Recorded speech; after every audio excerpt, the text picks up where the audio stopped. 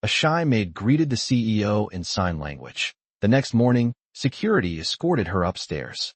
Hello everyone. Before we begin today's story, I have a small favor to ask. Please hit subscribe and turn on the notification bell so you never miss our channel's new videos. It's quick, free, and the best way to support us in bringing you more dramatic stories. Your support means the world to us. Where are you watching from? Drop your city or country in the comments below. Thank you very much. Now, let's return to our main character.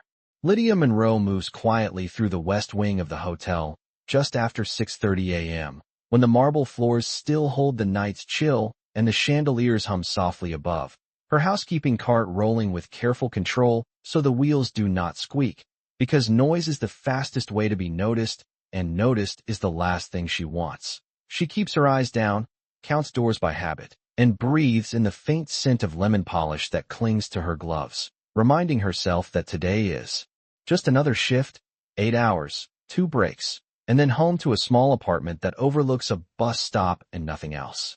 Lydia is shy by nature, the kind of person who listens twice as much as she speaks, and the hotel suits her because routines make sense and silence feels safe, especially when you have learned that words can fail but kindness rarely does. At the end of the corridor, a man stands near the elevator, dressed simply, hands folded, posture relaxed, the sort of guest who blends in, and Lydia prepares the usual nod and greeting. But something stops her, a small hesitation she cannot quite name, and instead of speaking, she lifts her hands and signs a gentle hello, slow and respectful, the way she was taught to greet someone who might need the world to meet them halfway. The man looks up, surprised, and for a moment the space between them feels larger than the hallway, stretching like a held breath, and Lydia worries she has made a mistake, that she will be corrected or dismissed, but his expression softens, his eyes attentive, and he nods back, not signing, just watching, as if he understands the care behind the gesture. Lydia finishes her greeting, adds a polite question about his stay, still in sign language, and then lowers her hands, offering a quiet smile before moving on, heart beating a little faster because being seen, even briefly, can feel like stepping into sunlight. She does not know his name, only that he is staying on an upper floor and that he thanked her with a calm, almost thoughtful look, and as she cleans the next room, she tells herself it was nothing, just a small courtesy, the kind she offers without expecting anything in return. What Lydia does not see is the way the man remains by the elevator long after she turns the corner, thoughtful now, replaying the moment, because Julian Harper, the CEO of the entire hotel group, is here without announcements or titles, observing the details that numbers never show, and that simple greeting, offered without agenda or fear, has already changed the way he will see this place. For Lydia, the morning continues as planned, linens folded, towels stacked, minutes measured by the ticking of her watch, unaware that by the time the sun climbs high enough to warm the glass facade, her quiet act will begin to echo through rooms she has never been invited to enter, setting in motion a day that will test not her skills, but her heart. Lydia Monroe learns early that invisibility is a skill, one she practices the way others practice confidence, by repetition and restraint, and as the morning moves forward she keeps to her routine, measuring time in carts refilled and rooms reset, reminding herself that the hotel rewards precision, not personality. She has been here 11 months, long enough to know which supervisors notice dust on the headboards and which ones notice people, and she works under the former, a woman who believes quiet equals slow and mistakes deserve lectures, not chances. Lydia cannot afford lectures. Her paycheck covers rent, utilities, and groceries with little room left, and every Friday she counts bills at her kitchen table, a small space where the air conditioner hums too loud and the window faces a parking lot. But it is hers, and that matters. She learned sign language years ago, not for work, not for attention, but because once upon a time it was the only bridge she had to someone she loved, and even after life moved on, and that chapter closed, the language stayed, etched into muscle memory, a reminder that listening does not always require sound. At the hotel, she does not advertise this skill. She does not bring it up in interviews or mention it in break rooms, because attention can be unpredictable, and unpredictable can be dangerous when your job depends on staying out of trouble. Still, she uses it when it feels right, like this morning, because kindness is a reflex she has never learned to suppress. As the hours pass, she senses eyes on her more than once, not in a way that alarms her, but enough to make her straighten her posture and double-check her work, unaware that Julian Harper is quietly retracing his steps through the property, asking simple questions to department heads, noting responses, observing how power flows when it is not announced. He sees Lydia again from a distance as she kneels to adjust a rug corner, and he notices how she pauses to let another guest pass, how she smiles without expectation, how she keeps moving. To him, this is data of a different kind, the human kind that does not show up in reports. To Lydia, it is just another shift, punctuated by small reminders of her place, like a coworker snapping for towels or a supervisor correcting the angle of a pillow she has already fixed. During her break, she sits alone near the service entrance, sipping water, scrolling through messages she does not answer, because there is no one waiting for updates, no one checking in, and that emptiness is easier to manage when ignored. She thinks briefly about the man from the elevator, how he looked surprised, how he did not rush her, and she shakes the thought away, telling herself that guests come and go and that moments do not always mean more than they are. What she does not know is that upstairs, decisions are forming, not about budgets or renovations, but about standards, about what respect looks like when it is offered freely. When her break ends, Lydia returns to work, unaware that her name has already been written down, not for discipline, not for praise, but because someone noticed. And in a place where most people blend into uniforms and schedules, being noticed can change the direction of an ordinary day. Lydia finishes her shift that evening with the familiar ache in her shoulders, the kind that settles deep after hours of controlled movements and careful pacing. And as she clocks out, she tells herself that tomorrow will be quieter, because expectations are a way to keep hope from becoming distracting. She rides the bus home, 23 minutes through downtown streets where neon signs blur past the windows, and she counts stops the way she always does, grounding herself in numbers when thoughts threaten to wander. At home, she heats a simple dinner, folds her uniform for the next day, and practices her signs in the mirror, slow and deliberate, because the language keeps her steady, reminding her that communication can be gentle and precise at the same time. Meanwhile, in a suite several floors above the city, Julian Harper reviews notes from the day, not on a tablet, but in a small notebook he prefers when he wants to remember why he started building businesses in the first place. He writes Lydia Monroe in the margin, not as an exception, but as a question, wondering how many others like her exist unseen within systems designed to overlook them. He remembers the way she greeted him without asking who he was, how there was no calculation in her eyes, only respect. And he recognizes that this is the exact behavior policies claim to encourage yet rarely reward. The next morning begins earlier than usual for Lydia, her alarm sounding at 5:30, and she arrives at the hotel while the sky is still pale, the lobby quiet except for the low murmur of the night staff finishing their rounds.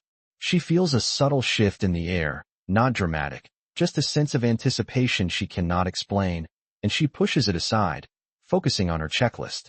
As she moves through the halls, she notices more supervisors present than normal, clipboards in hand, shoes polished, voices lowered, and this makes her nervous, because scrutiny often means something has gone wrong. She double-checks her work, slows her pace, and keeps her head down, unaware that Julian is back on the property, now watching with purpose, standing with security not as protection but as presence. He asks questions quietly, listens more than he speaks, and when he reaches the floor where Lydia is assigned, he stops, watching her from the end of the corridor as she carefully aligns a cart and waits for a guest to pass before proceeding. He sees the same consideration, the same unspoken awareness, and he decides that observation has reached its limit. Down the hall, Lydia hears her name spoken clearly, not sharply, but firmly, and she turns to see a supervisor she rarely interacts with standing beside two security officers. Her stomach tightens, thoughts racing through possible mistakes, misplaced items, misunderstood rules, and she feels the familiar urge to apologize before being accused, but she stops herself, remembering that she has done nothing wrong.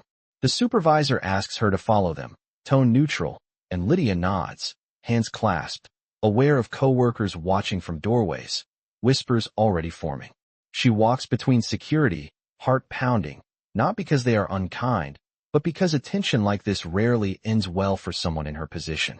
The elevator ride is silent, ascending past floors she has never visited, the numbers lighting up one by one, and Lydia focuses on her breathing, reminding herself that whatever happens, she will face it with the same calm she brings to every room she cleans. When the doors open onto an upper level, sunlight floods the space, and for the first time that day, Lydia lifts her eyes, sensing that the routine she relies on has been interrupted, not by error, but by something else entirely, something she cannot yet name, but that feels heavier than fear and closer to change. Lydia steps out of the elevator into a space she has only seen in photographs, a wide corridor washed in morning light, with framed cityscapes lining the walls, and she keeps her hands folded as she is guided toward a glass conference room where voices murmur softly inside. The door opens, and the supervisor gestures for her to enter, then steps back with the security officers, leaving Lydia alone at the threshold, heart racing, thoughts scrambling to prepare for reprimand or misunderstanding. Inside, a man stands near the window, posture relaxed, jacket set neatly over a chair, and when he turns she recognizes him instantly as the quiet guest from the elevator, the one she greeted with her hands instead of her voice. For a second, she wonders if she is in the wrong room, if this is some coincidence too unlikely to be real, but then he smiles, not wide, not practiced, just genuine, and invites her to sit with a simple nod. Lydia lowers herself into the chair, careful, composed, reminding herself to breathe, while the man introduces himself calmly, stating his name as Julian Harper, and then adds, without flourish, that he is responsible for this hotel and many others like it. The words settle slowly, not crashing, but spreading, and Lydia feels the room tilt as understanding takes shape, her first instinct being to apologize, to explain, to justify every small action she has taken, but she stops, realizing he has not accused her of anything. Julian asks about her morning, about her route to work, about how long she has been with the company, questions asked not to test but to listen, and Lydia answers honestly, voice soft, choosing words carefully, because honesty has always been her safest ground. When he asks about the greeting, she glances at her hands, then back at him, and explains that she uses sign language when it feels appropriate, that it is a habit born from care, not assumption, and that she never intended to draw attention. Julian nods, absorbing this, and tells her that attention is exactly what systems claim to want, yet rarely recognize when it arrives without demand. He explains that he has been visiting properties anonymously to understand how people behave when titles are absent, and that her greeting stood out not because it was unusual, but because it was respectful without condition. Lydia listens, surprised by the absence of judgment, by the tone that feels less like evaluation and more like curiosity, and when he asks if she feels supported at work, she hesitates, then answers with careful truth, saying that she does her job well and hopes that is enough. Julian does not press further, but he makes a note, his expression thoughtful, and then he thanks her for her time, saying that he values people who see others fully, even when no one is watching. As the meeting ends, Lydia stands, unsure of protocol, and Julian offers a handshake that she returns briefly, grounding herself in the reality of the moment. Outside the room, the supervisor reappears, demeanor changed, respectful now, and escorts Lydia back toward the elevator, co-workers watching with widened eyes as she passes. The ride down feels longer than the ascent, each floor marking a return to familiar ground. But Lydia senses that something fundamental has shifted, not in her role, not yet, but in how she is seen. When the doors open onto her assigned floor, she steps out, heart steadier, unsure of what the afternoon will bring, but certain of one thing, that the quiet courtesy she offered without thought has reached higher than she ever intended, and that the language she carries in her hands has spoken louder than words ever could. Lydia returns to her floor with a quiet weight in her chest, not fear this time, but awareness, the kind that settles when you realize the ground beneath you is not as fixed as you believed, and as she resumes her duties, she senses the shift immediately, small but undeniable, in the way supervisors glance at her work without correcting it, in the way a manager nods instead of instructs. and this unsettles her more than criticism ever did. She prefers clear expectations, invisible rules that keep life predictable, but now predictability feels fragile, and she focuses on her tasks with extra care, aligning linens, checking mirrors, restoring rooms to a state of calm she understands. Word travels quickly in places built on hierarchy, and by midday, she notices whispers following her down the hall, coworkers curious but cautious, unsure whether association will bring benefit or trouble. Lydia keeps her head down, answers politely, and resists the urge to explain, because explanations often invite questions she is not prepared to answer.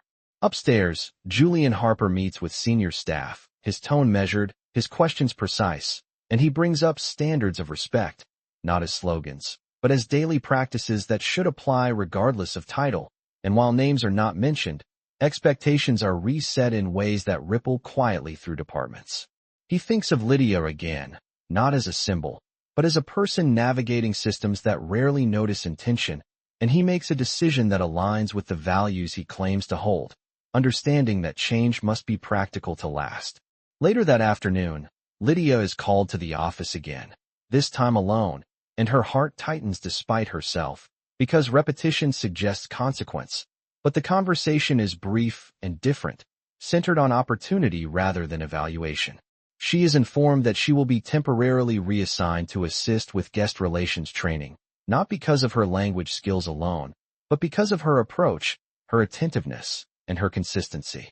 The words feel unreal, like they belong to someone else's story, and Lydia asks careful questions about expectations, hours, and pay, grounding herself in details because details are safe. She is told that her compensation will reflect the change, and she nods, absorbing the information slowly, reminding herself that gratitude does not require disbelief. When she returns to her duties for the final hour of her shift, she notices the hotel differently, not as a maze of tasks, but as a network of people whose days intersect in small, meaningful ways, and she understands that her role, whatever shape it takes, will still be rooted in service, just expressed differently. That evening, on the bus ride home, Lydia watches the city pass by, familiar streets taking on a softer edge, and she thinks about the language she carries, how it once helped her survive, how it now opens doors she never thought to knock on. She practices a few signs quietly, fingers moving with confidence born of repetition, and she smiles to herself, not because everything is suddenly easy, but because she recognizes her own resilience in this moment. At home, she calls a number she has not dialed in years, leaves a brief message, and hangs up, feeling lighter for having reached out. As night settles, Lydia lays out her uniform for the next day, aware that tomorrow will bring new expectations, new challenges, and new eyes, but also aware that she will meet them the same way she meets everything else, with care, integrity, and the quiet strength of someone who understands that true change often begins with a simple, respectful hello. Lydia begins her new assignment the following Monday, arriving earlier than usual, her steps measured as she enters a conference room she once passed without noticing, now arranged with chairs, binders, and a quiet sense of expectation.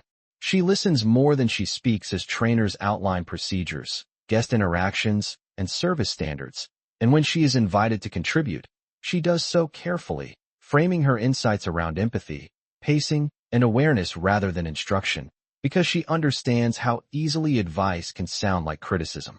Her colleagues respond with interest, some surprised, others relieved to hear a perspective grounded in real encounters rather than policy language, and Lydia realizes that her experience, once invisible, now carries weight. Julian observes from the back of the room without interrupting, noting how she waits before responding, how she meets questions with clarity instead of defensiveness, and how she adapts her communication to the room, choosing when to use her voice and when to rely on gesture. He recognizes leadership not as command, but as presence, and he sees it forming naturally around her. Over the next few days, Lydia balances her time between training sessions and her original duties, navigating a delicate transition where she is neither fully one role nor the other, and she feels the strain of standing out in a workplace that once allowed her to blend in. Some coworkers are supportive, offering quiet congratulations, while others watch with reserved skepticism, unsure whether this shift will last. Lydia keeps her focus on consistency, arriving on time, following through, and treating every interaction with the same care she always has, because she knows trust is built through repetition, not announcements. One afternoon, Julian requests a brief check-in, informal and unrecorded, asking how the transition feels from her perspective, and Lydia answers honestly, acknowledging both the opportunity and the discomfort, admitting that visibility can be exhausting when you are used to moving quietly. Julian listens, nodding, and shares that leadership often feels the same way, that the expectation to be seen can weigh heavier than the responsibility to decide, and in that moment, the distance between them narrows, not through familiarity, but through shared understanding. He asks if she would be willing to help shape a pilot program focused on inclusive service practices, not as a spokesperson, but as a contributor, and Lydia agrees with cautious optimism, clarifying boundaries and workload, ensuring that her agreement does not come at the cost of her stability. As the program begins to take form, Lydia notices changes in the hotel's rhythm, small adjustments in training language, new emphasis on listening, supervisors modeling patience instead of urgency. And while not everything shifts overnight, the direction is clear. At home, Lydia feels the change too, budgeting less tightly, sleeping more soundly, allowing herself small comforts like fresh flowers or a new book, reminders that progress does not require apology. She practices sign language less in front of the mirror now and more in moments of connection, teaching a coworker basic greetings, using it with guests who respond with relief and gratitude, reinforcing the idea that inclusion is not an extra effort, but a natural extension of respect. As weeks pass, Lydia grows into her expanded role without losing the humility that defined her. And Julian watches the impact spread, understanding that this is what sustainable change looks like, quiet, steady, and rooted in people who act with integrity even when no one is watching. For Lydia, the journey continues without fanfare, grounded in the same principle that guided her from the start, that every interaction is an opportunity to acknowledge another person's dignity, and that sometimes the simplest gestures create the most lasting shifts. Lydia begins to sense resistance as the pilot program gains visibility, not loud opposition but subtle friction that shows up in delayed emails, shortened responses, and meetings where her suggestions are acknowledged and then quietly set aside. She recognizes the pattern because she has lived it before, the unspoken reminder that progress can feel threatening when it shifts long-standing routines. One afternoon, a senior manager questions the necessity of inclusive service practices during a department briefing, framing them as time-consuming and unnecessary, and the room grows quiet as eyes drift toward Lydia, waiting to see if she will respond. Her first instinct is to retreat, to let the moment pass, but she remembers why she agreed to contribute in the first place, and she speaks calmly, not defensively, explaining that respect does not slow service, it strengthens it, and that listening well often prevents larger problems later. The explanation is measured, rooted in real examples rather than theory, and while not everyone nods, the tension eases enough for the meeting to continue. Julian observes the exchange later through reports and first-hand conversations, recognizing that change invites challenge, and he understands that the true test of values comes when they are inconvenient. He schedules a walkthrough of the hotel during peak hours, inviting department heads to observe guest interactions alongside him, not as an inspection, but as a shared learning exercise. During the walkthrough, a situation arises when a guest appears frustrated, struggling to communicate a concern, and staff hesitate, unsure how to proceed. Lydia steps forward without urgency, uses sign language and gentle gestures to establish understanding, and resolves the issue quickly, respectfully, and without spectacle. The guest relaxes, the moment passes, and operations continue smoothly, but the impact lingers because the solution required no escalation, only attention. Later, in a debrief with leadership present, Julian references the interaction, not naming Lydia directly at first, but highlighting the approach and outcome, asking the room what they noticed. Responses vary, some focused on efficiency, others on guest satisfaction, and finally Julian acknowledges Lydia's role, crediting her composure and awareness as examples of the standards the company claims to uphold. The acknowledgement shifts the room, not dramatically, but decisively, signaling that this is not a temporary experiment but a direction. Lydia feels the weight of being seen again, heavier this time because it comes with expectation, and she steadies herself by remembering that she does not need to change who she is to meet it. In the days that follow, she encounters mixed reactions, encouragement from some, distance from others, but she remains consistent, understanding that trust grows unevenly. At home, she reflects on the discomfort that accompanies growth, recognizing that fear has not disappeared, it has simply been joined by purpose. Julian, for his part, considers the responsibility of amplifying voices like Lydia's without placing undue burden on them, and he begins structuring support systems that distribute ownership rather than spotlight individuals. He meets with Lydia briefly, acknowledging the challenges she has faced and reaffirming that the expectation is not perfection, but persistence, and Lydia appreciates the clarity, knowing that boundaries protect sustainability. As the week concludes, the hotel feels subtly different, conversations more intentional, responses more measured, and Lydia understands that change is not an event, but a process shaped by countless small choices. She leaves work one evening tired but grounded, aware that the path forward will not always be comfortable, but confident that she can walk it with the same integrity that brought her here, one thoughtful interaction at a time. Lydia feels the pace change as the pilot program reaches a tipping point, when curiosity turns into adoption and resistance gives way to routine, and she notices it first in the smallest places: a supervisor waiting an extra second before interrupting a guest, a colleague adjusting tone instead of escalating a concern, a training slide revised to emphasize listening before policy. These shifts affirm her work, yet they also bring a quiet pressure, because progress invites scrutiny, and Lydia is careful to protect the balance she has built between contribution and self-preservation. Julian invites her to join a planning session with regional leaders visiting from out of state, not as a presenter, but as an observer who can offer perspective if needed, and Lydia agrees with clear parameters, understanding that boundaries make trust possible. During the session, discussions move quickly through metrics and timelines, and when a question arises about scalability, Lydia offers a brief observation about consistency and reinforcement, explaining that culture travels through behavior more than directives, and the room pauses, considering the simplicity of the idea. Julian notices how her words land without resistance, because they are offered without ego, and he recognizes that influence earned this way endures. Later that week, Lydia receives feedback from participants who describe feeling more confident and less reactive in guest interactions, and she reads their notes slowly, absorbing the validation without letting it redefine her sense of worth.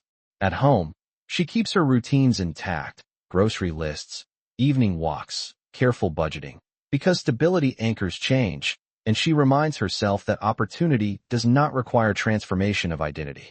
One evening, Julian requests a conversation that extends beyond logistics, asking Lydia what sustains her through periods of uncertainty, and she answers honestly, describing the comfort she finds in patterns, in languages that create connection without noise, and in the belief that respect does not depend on recognition. Julian listens, reflecting on his own trajectory, how success amplified noise and narrowed listening, and he acknowledges that her perspective challenges him to lead differently.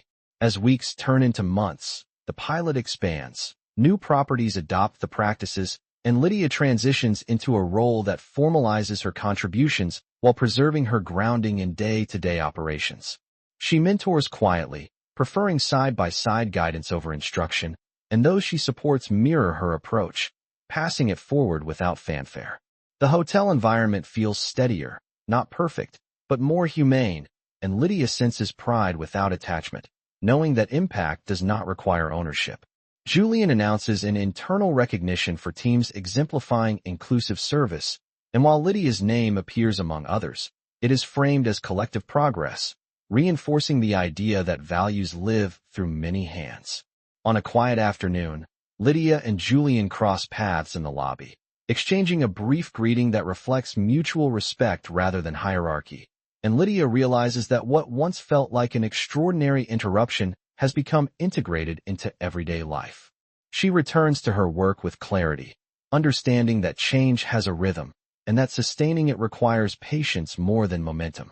As she leaves the building that evening, city lights flickering on, Lydia reflects on how a single gesture, offered without expectation, evolved into a pathway she could not have planned, and she feels gratitude not for recognition, but for alignment, knowing that her actions and values now move in the same direction, steady and intentional, shaping a future that feels both earned and authentic. Lydia marks a full year since the morning that quietly redirected her path, not with ceremony, but with reflection, arriving at the hotel before sunrise to walk the lobby as it wakes, the scent of fresh coffee mixing with polished stone, the rhythm familiar and grounding. She pauses near the elevators where it began, remembering how her hands once spoke before her voice, and she smiles softly, not at the memory itself, but at the consistency that carried her through what followed. The inclusive service practices are now standard across multiple properties, supported by training, mentorship, and accountability, and Lydia's role has settled into a steady cadence that balances guidance with presence, allowing her to remain connected to daily operations while shaping broader culture. Julian reviews the annual report later that morning, noting improvements that numbers alone cannot explain: lower escalations, higher guest satisfaction, stronger retention, and he understands that the real metric is trust, built quietly over time. He invites Lydia for a brief conversation in a sunlit meeting room, not to evaluate, but to align on the year ahead, asking what she wants to focus on next, and Lydia answers without hesitation, emphasizing sustainability, support for frontline teams, and protecting the integrity of what has been built. Julian agrees, acknowledging that leadership is stewardship, and he commits resources accordingly, making it clear that values will not be sidelined when priorities compete.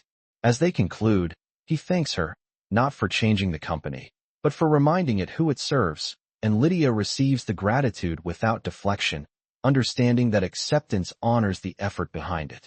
That afternoon, a new employee joins an orientation session, nervous and unsure, and Lydia notices the familiar signs, offering reassurance through patience rather than instruction, modeling the same approach that once steadied her, and the cycle continues. At home that evening, Lydia prepares dinner, sets aside savings for a long-planned class, and practices sign language out of habit and care, appreciating how the language has evolved from necessity to purpose. She reflects on the journey not as a transformation, but as an alignment, a gradual convergence of who she has always been and what the world finally made space for. Julian attends a community event later that week, speaking briefly about service and dignity, and he references an unnamed interaction that taught him the power of listening, choosing humility over spotlight, and those who hear it recognize the authenticity in his tone. In the months that follow, the hotel continues to feel more humane, conversations slower, responses more thoughtful, and Lydia moves through her days with the same quiet confidence she carried from the start, aware that recognition fades but impact remains. On a calm morning, she greets a guest who seems uncertain, offering a gentle smile and a welcoming gesture, and the guest responds with relief, the exchange simple and complete.